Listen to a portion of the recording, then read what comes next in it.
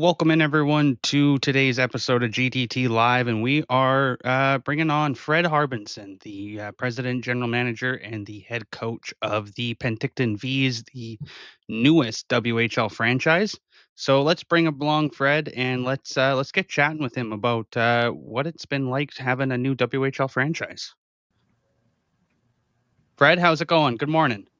Morning, Colton. How are you? I'm good. I'm good. How are you? Doing all right. Hanging in there. It's good. Fred, you've been a fixture in Penticton for a long time with hockey. What kind of drew you to Penticton and got things started for you? You know what? It's a long time, like you said, a long time ago now. 18, just finished my 18th season here. Had been coaching at St. Cloud State for 5 years, previous USHL before that, and a few other stops, Fernie Ghost Riders and Wisconsin Superior. So I kind of moved around a little bit my first few years of coaching, which everybody always does. And when I first, there was a different ownership group that owned the Vees when they first contacted me in St. Cloud, and I wasn't overly interested maybe at first coming back to junior hockey, and then kind of dug into it a little more. And the thing that probably really drew me here was, we felt it was, it's a very special organization in the fact that you have a junior team that started in 1961 and a senior team before that with the World Championship. And the timing of when I came in was really, it was great. It was good timing just because we were getting ready. We were a year away from the new facility, the SOEC, the South Okanagan Event Center. And when they showed me the plans, when I first came here and they were telling me they were going to build a new rink, I kind of was picturing something a lot smaller for the community. And then you see this thing, and long story short, that got kind of drawn into coming here and thinking maybe it's a 1 or 2 year thing, and then the next thing you know, you get a new owner and stuff, and it turns into an 18-year career here. It's been remarkable. You've built powerhouses in terms of teams there. What's been one team that's kind of been your favorite to be around? Is there one that you can kind of pinpoint? It's hard to really make a favorite. The interesting thing is our program always kind of got, labeled a certain type of team. But if you really do your research on the championship teams we've had here, there was a lot of different types of style of teams, depending on who we had. We've had teams that had high scoring teams, which everybody thinks of, but then we had other ones that won championships with leading scorers in the 40 range. But probably I always say the team that probably really kind of started off the trajectory that we ended up with is our 11-12 team. We had, my first year, we hadn't won since 1986, and we won in 07-08, and it was, the city got excited. It was the last year in the old Memorial. And then we kind of had a few years where we were losing to Vernon again, and Vernon was always kind of the measuring stick in the league. And then all of a sudden in 11-12, we ended up with just a juggernaut of a team. We won 42 games in a row.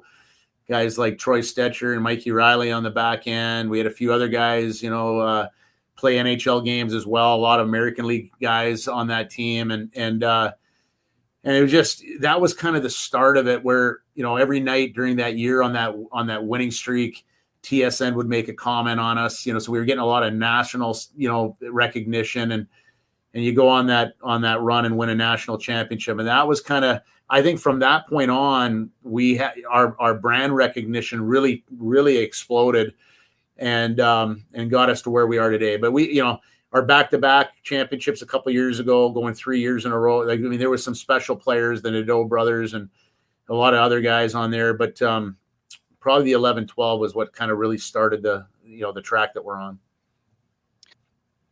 I'm from Kamloops, so I'm not far away. I know a lot about Penticton, about the Vees organization. And one player that I really grew fond of was Tyson Jost. Yes. You had him during his, formative years. What was Jost kind of like, and how was Tyson Jost with the Penticton Vees? Well, he had 2 really good years with us. Obviously, the first year in 2015 was a championship season. where him and Dante Fabro actually were together. They as 16-year-olds on that team, and Tyson really grew over those 2 years. He was a great captain his second year. Unfortunately, we fell short in the playoffs that year. We had a lot of injury. He was one of them, had a broken hand in the playoffs, but he was a great, like, one of the things that we take a lot of pride in here is we really try to make sure that we get involved with solid families. We want to recruit top end people, and now draft top end people. And Tyson, his mom, his grandparents, his whole family background was outstanding. And he's had some ups and downs in the National Hockey League, but he's still going. And he's played, I think maybe around 500 games in the NHL, which, he's an outstanding individual, a kid that, a young man that still stays in touch. He really cares about the program. And those are the kind of people that we want to attract here. And he was a treat to coach for those 2 years. Oh, and you mentioned Dante Fabro, who just signed a big extension with Columbus. He was another big player, a part of that team as well. How was he as a young kid, and did you see him having the success that he's gone on to have?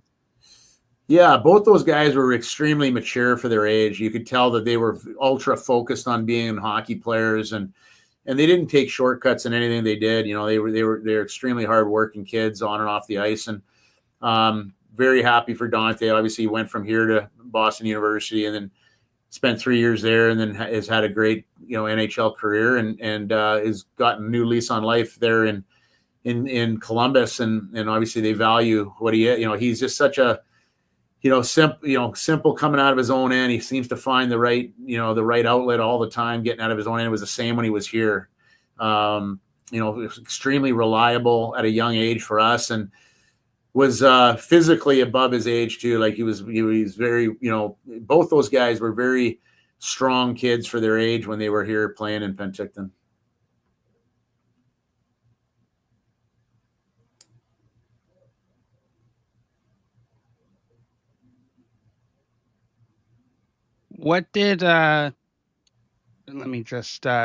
So I guess my thing is did you always envision getting to the WHL? Probably not as a team. It's like everybody, even when this all went down, like everybody just assumed that it would be easy. Who else is going to move on and move to the league? And it's not as easy as people, simply, stated it. Like, there was first off, there was a significant financial commitment by our owner, Graham Fraser. Not a lot of owners would put the kind of financial backing, and he's always done it. He's always put the team first, the players first. But this was a whole nother level that he had to, obviously get into. And then you got to make sure that the community is ready for it. And so the city itself of Penticton did a great job of being involved with us to make sure that our lease agreement would allow us to compete at the level that we need to compete in the Western Hockey League. So, I think before the rule change with the NCAA in November, we were probably more content with just being I don't know what you would want to call it, the London Knights, the Kelowna Rocket, whatever you want to call it, a top CHL in the junior A ranks, that kind of, and still we have attracted, first round type style players, as we've mentioned.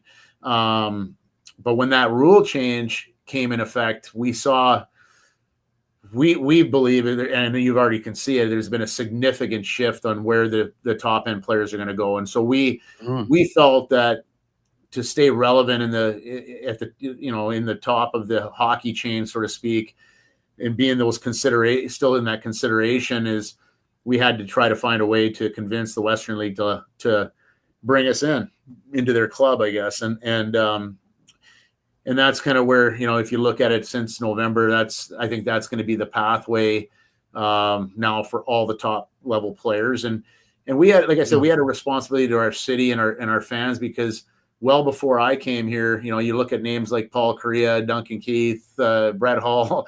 I mean, Brendan Morrison. You could go on and on and on. So well before I got here, the high level of player has always come through this city, and we felt it was going to change if we didn't, make a change ourselves. So I guess to follow up with that, as I was just thinking, does it change your recruitment style going forward now that you're now at a major junior level rather than, a junior A level? Well, we don't have the ability, like in BCHL, there was Yeah. no draft. So we don't have the ability just to go and on our reputation alone and grab players. Hmm. I think we've done a good job of listing players, a couple guys right away that are going to come and play for us this year. Yeah. The expansion draft was a little challenging the way it was set up. So, we're not going to complain, but it was a little challenging. So we had to be creative and make some different trades so that we could be more competitive right away. Which means unfortunately giving up some picks down the road, but we'll try to, obviously work those picks back. And, but there's different areas right now. I mean, the one thing that was cool to us is that when we made the calls to all the players, to let them know that they were going to be, that they were selected or that we've traded for them or whatever, the one constant was that every single player was excited about coming to us because they had heard about, how we do things here, what our reputation was, which is, usually with an expansion team, everything's, square one, right? So there's a lot of unknowns. And so, I'm sure there was players that think that they're going to get a better opportunity with. So that's one reason to be excited. But the other side was that they were excited to be part of something where, like I said, had a junior here team since 61. So there's a long history and tradition that has been built into the fabric of the city. Yeah, you can help kind of maintain that identity still, right? I think that's Absolutely. like one thing that's important with the V's organization. And as a president, how do you kind of look to maintain that identity this season as you approach the WHL year? Yeah, obviously you have to have realistic goals and goals that you can really shoot, but at the same time, the biggest thing for me is that we can't change who we are. We're not going to change our day-to-day operation. Now, will it equate into, the same amount of wins? Maybe, maybe not. But we're not going to take a back seat and be in awe of other people. We're very respectful and excited about being in the Western Hockey League and having new partners, and we want to be a great partner in that league. And I don't think they want us to come in and sort of tiptoe around. We want to come in and make sure. And I'm not just talking on ice. It's how we operate in our business, how our business department operates.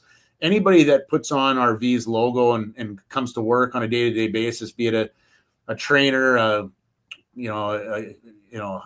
somebody that's selling tickets, a business manager, our owner, like everybody from our owner down has to operate a certain way. And it's something that we demand ourselves, an accountability to each other and a professionalism on how we do things. And if we do that, I think over time, we will find the success that we need to have here to be one of the sort of premier teams, hopefully in the Western Hockey League. Yeah, I think that's fair. You've developed obviously incredible talent like we talked about, but there's one thing that has always been kind of noted, and that's the V's way and how Penticton does it. And how do you kind of? I guess my question is how do you look to instill that in the WHL for player development? Well, I think that's why it was important for us to obtain some of the players from last year's team. It wasn't Yeah. easy. We obviously didn't get everybody that we wanted, but we were able to, our captain, Nolan Stevenson, is going to be a player that played for us the last 2 years. And I think it's really important that, obviously we're going to, explain what it means to play in Penticton, but it goes a little even further when you've got players, 4 or 5 of them in the locker room, speaking the same language as we are. And so, I think, we take it very seriously here. If you walk around the arena down below here through our locker room, you'll see a lot of pictures of alumni, guys that have gone on and done great things when they leave here. But one of the things that we really instill in our players is that when you're here, having both feet and being a Penticton V. And even if you're drafted to an NHL team or whatever, right now you're a Penticton V. And and maybe we make it big, something that's bigger than it really is. But that's, to me, that's how you build the, the overused word culture. But it's just about culture is accountability, habits, structure. That's what it is. And Mm-hmm. I think that we have a lot of fun here. I am very upfront with when we talk to drafted players or recruited players, and say we're going to have a lot of fun doing it. We're not walking around here with a game face on all day long, but we have a purpose. Every day we get up, there's a purpose, and hopefully they buy into that and want to embrace that vision and that purpose. And I think if we get our guys understanding that right off the hop here, they're going to be better for it. The team's going to be better for it, and we're going to have a lot of team success. Fred, what are your expectations for year one? Do you have any? Always have expectations. Like I said, I think we want to, definitely sort of develop the foundation of where we move from here. Again, is it realistic to say we want to win a Memorial Cup? Probably not. But is it realistic to say that we want to win make the playoffs? Yes. Why? Why not? And then from there, you make the playoffs in this league. Anything can happen. So we're going to get more into short-term goals is going to be the deal with our players. We do a lot of that. We've always kind of done that. About obviously everybody wants to get better by the end of the season, but I think we've got a lot of different things that we do here from September to March and April, May that allow our players to grow. And that's going to be the biggest thing is just making sure that I think the number one goal is to make sure that we get 100% out of each player. Now, each player has a different ceiling, but we can't fall short. We don't have the luxury to fall short with a couple guys. We need to make sure that we get the most out of every single guy every day, every practice. And that'll lead us into game night. Who are you most excited to play in the WHL? You know what? I mean, there's so many great programs, but I mean, you'd be crazy not to say the Kelowna Rockets. I mean, what a year for us to come in, and I mean, all the BC teams really, but Kelowna's an hour away tops, and they're the host of the Memorial Cup host this year, and so there'll be a lot of rivalry built in right there right away. But you look at it, if you're a historian, I mean, for the original junior teams in British Columbia are Kamloops, Penticton, Kelowna, and Vernon was the other one. So we're going to kind of reestablish some old rivalries from way back. And, I think playing against all the teams in our division are going to be exciting. I'm looking forward to the first time you guys come out here to Kamloops, and obviously when Kamloops goes to visit Penticton, I'll be with the team. So I'm looking forward to that and seeing the arena. I've never been to the arena, but I've heard tons about it and heard great things about what the arena is in Penticton there.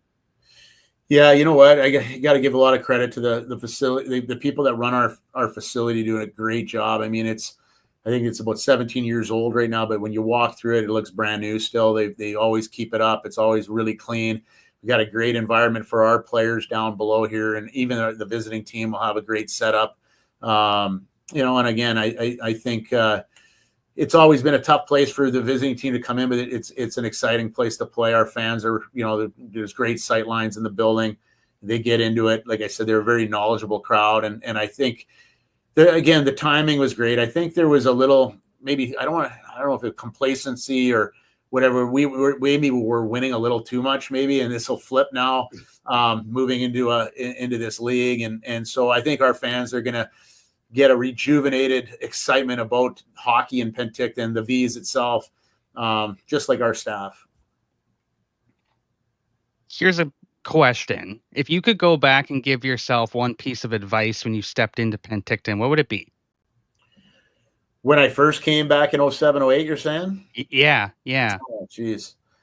Well, I think the biggest thing, I mean, I've kind of evolved, like I've coached for 30 years. So sometimes you could kind of say like that experience is great, but then people can use it against you and say, well, is he a dinosaur? I think one of the things we've done a good job here in Penticton is sort of, moving along with the times, and I think we've done a good job of transforming how the game is played and how we deal with people. But I think the biggest thing for me, when I look back at it, is I would have probably never envisioned, what this job has become, and even before this move, and so it, I think patience is something that I would like. I think I was very, I think, but that's what drove me when I first got here. Like, I'm tired of losing to Vernon or some of these other teams, and I think that what drove me to really work hard. But I think what I would say to that guy walking in 07, 08 in the old Memorial Arena, that hey, there's going to be some exciting times ahead, and I think me and Graham Fraser, the owner, of, along with a lot of other unbelievable hardworking people, have built a fun legacy here for hockey. Piggybacked off what was built in the 80s and 70s and so forth, and now we're looking forward to this next challenge and kind of taking the team into the new era. What's one thing that you can kind of talk about that happened behind the scenes? What it kind of took to get a WHL team? Is there something you could kind of shine some light on? I know there's lots of business stuff behind the scenes Yeah. that probably can't be talked about, but Yeah, how well, was it? there was a lot of challenges. Like I kind of joke, like I've always prided myself. I use the word hard work, like how, I try to always make sure that nobody's working harder than me, like that you can work as hard. And then when we got into this thing, I kind of joked with our owner. I said, well, maybe I wasn't working as hard as I thought I was, because there was all these extra hours going on that was going into the second. We were basically running two teams from December on, trying to get in the Western League and then run our own team without, compromising anything for those guys. We owed it to our players. And so behind the scenes, the biggest thing is a bit of a, game of chicken, I guess, or whatever. Like, we're in one breath, we're trying to get into the Western League, and in the other side, we're on the business side, we're still trying to we had to get a better lease. The only way it would work. And so, maybe there was times we were telling the city that, maybe we were further ahead with the Western League than we were, and vice versa. And me and Graham were doing a good juggling act, trying to, not saying we were definitely not lying to them. It was, it's business, right? There's different things that go on, and you're trying to make sure that all the timing works out. And it was very stressful. There's no question about it. And there was a lot of days where we were like, well, we're 100% not getting the team. And then there was all of a sudden a day would go by and, we're 100% getting the team. And it would go back and forth. And it was an emotional roller coaster, so to speak. And the one thing I'll say, though, is, like, I thought the Western League, like, very professional in the process. And again, we've already had our league meetings here a couple of weeks ago, and it just, I know our organization from top to bottom is just so excited, as is our city and our fans, to be welcomed into the league. Couple more questions for you, and I'll let you get on with your day. So kind of near the end of the season, when it was announced that Penticton was going to get the WHL team, but you guys were still actively playing in the BCHL, was that at all awkward for any players or for you guys, or how did you kind of manage that? I got to give a lot of credit to our players. Like, they did an outstanding job of trying not make it a distraction, because you got to remember, the one thing people forget is that when that, and it leaked out months before that. And so we already had to kind of address a little bit with our players, but you had players from Ontario and stuff that weren't going to be eligible to continue on here, so there were some players that were excited about it. There was other ones that I'm sure in deep down were disappointed in the fact that, what does it mean for me? And so we had to kind of business as usual. But we had to manage some of that behind the scenes. And, unfortunately, we lost in the semifinals. We've been to the final, we won 2 years in a row, lost in the final the year before. So been three times to the final in a row. And then this year losing to Brooks. And, it didn't help. Like, the unfortunate part is we lost those first two games of the series at home. That's what probably killed us. But then we go into their building and that probably played one of our best games of the year and smacked them pretty good. I think it was 6-1. But then the next game was one of our worst games, and that was the day of the expansion draft. And to this day, I don't know if that had any effect, like me not being around that day during the day, but we got off to such a bad start and almost came back in that game. And so there's some, there's nothing we could do about it. It was what it was. Like we couldn't change the schedule or anything like that. So, but to say it, the best thing I could say is that our players, I thought, did a remarkable job of not, sort of limiting the drama on a day-to-day basis. And I thought our staff, like my assistants, were outstanding. The amount of extra work that we were doing behind the scenes was, over the top, really. And so we were going days without any sleep. During that playoff series, there was like when we drove back after Game 5 and then did the draft and everything, we hadn't even gone to bed yet. So it was, I have a lot of appreciation for my staff. That's for sure. What was it like partaking in your first kind of WHL draft? It was expansion draft. I guess you also partook in the Bantam draft, but what was that like for you? Yeah, like I said, that whole 24 hours was wild because, we're basically, the league gave us 24 hours with everybody's expansion lists. So we got them on the day of Game 4 in Brooks. We had a little war room set up there. We got them all that morning, so we had to analyze everything, which we had done a lot of work, obviously, over the months leading up, watching players and whatnot. So then we had to make kind of our decisions. We played the game that night, drove all night long to get back to Penticton, got in at 7 a.m. We had to have our picks in by 9 a.m., so we do that for expansion. And then later that afternoon, we were doing the draft party at the Lakeside hotel there, and we were making our first pick in obviously the Bantam draft. So yeah, it was a wild day for sure. And we had the US draft in there too. Like it was an absolute whirlwind, let's put it that way. Yeah, for sure. And you got the import draft coming up as well now too. So another draft to kind of be a part of. I got one more question. Well, I got two more, I guess, and then I will let you go. But how important is it having alumni within your organization to reach out to young players who are a part of the team? It's huge. They're your best recruiters. There's no doubt about it. And even though it's a draft, you still have to recruit. There's a lot of options for these players nowadays. They have a lot of different things they can go do or not do. And so, for instance, with AJ Routes there, the goaltender we got in the expansion draft, like we had two of our former goalies call him, and I think that swayed him big time to make the decision to switch from the USHL to us. And we're, we've had a few other players, and it's been a key to our success over the years. And what's cool about our program is when we lean on an alum or we, reach out to them and say, hey, do you mind making a phone call? It's never a no. It's always immediately, yes, I'm on it right now. We know how important this is. And so I think that's critical. And we've had players from all different levels. And it's not always the guys that are playing the NHL that are making these calls, and it might be different reasons because of where they're from or, that kind of thing. And so no, we have a great support from our alumni. Like I said, that goes back a long, long time.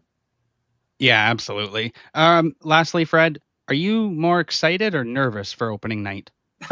More excited, probably never get nervous. Maybe you can get anxious, like you want to get going. So it's, it's such a weird off season because you want to get going, but we know we need time to get a lot of stuff accomplished before September. And so, in one day, one moment of the day, you want the clock to slow down, and the other time you want it to speed up. And so I think nervous would be the wrong term, but we're anxious to get going, excited for sure. And we feel that we're going to be ready. Like, again, there's going to be different aspects of what we're judged on. And obviously it's a result-based business when you talk about wins and losses, but there's a lot of other things that we're going to get judged on as well. And we're just going to try to, every day we've got a checklist, and we're just kind of going through that checklist, making sure that we're crossing everything off that list and making sure that we're ready for September. Perfect. Awesome, Fred. Thank you so much for joining me today. I really, really appreciate it. It was awesome to get a bit of insight in on the Penticton Vees and what everything's all about there. And looking forward to meeting you in person when I get down to Penticton. But again, thank you so much for taking some time out of your day to join today. Absolutely. Love being on and appreciate you having me, and look forward to meeting everybody in the league and including yourself. Sounds good, Fred. Take care. Have a great day. You too.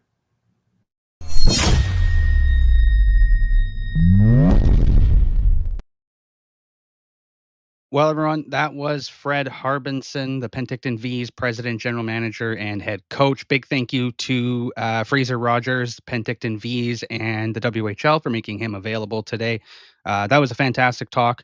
I learned a lot about the Vees organization. I kind of knew some about it through some friends and stuff, but nice to kind of get some insight from a man who is or boots on the ground there. That pretty much does it for today's episode.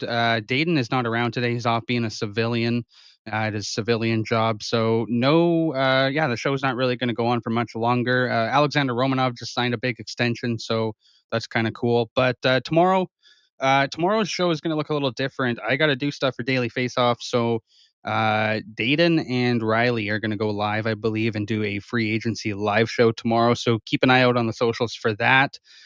Wednesday, we got Stephen Ellis coming back on, and a Chicago Blackhawks reporter as well. So looking forward to that. So look forward to Wednesday when Steven comes back on. Steven's going to give us his full draft recap, and we're going to discuss a bunch of prospects, and then we'll also discuss Chicago Blackhawks prospects with the reporter that is coming on as well. I'm not going to say his name yet because I'm going to keep that one a secret for now. But again, thank you guys so much for tuning in today. Please hit the like button on YouTube. Hit subscribe as well. Follow us on Twitter at Game Day Tarps, and we will catch you guys tomorrow for the live show for free agency. And yeah, make sure you guys go check this out. I won't be around, but make sure you guys go give the boys some love and check out their show. All right, everyone, have a wonderful day, and we will see you on. I'll see you on Wednesday.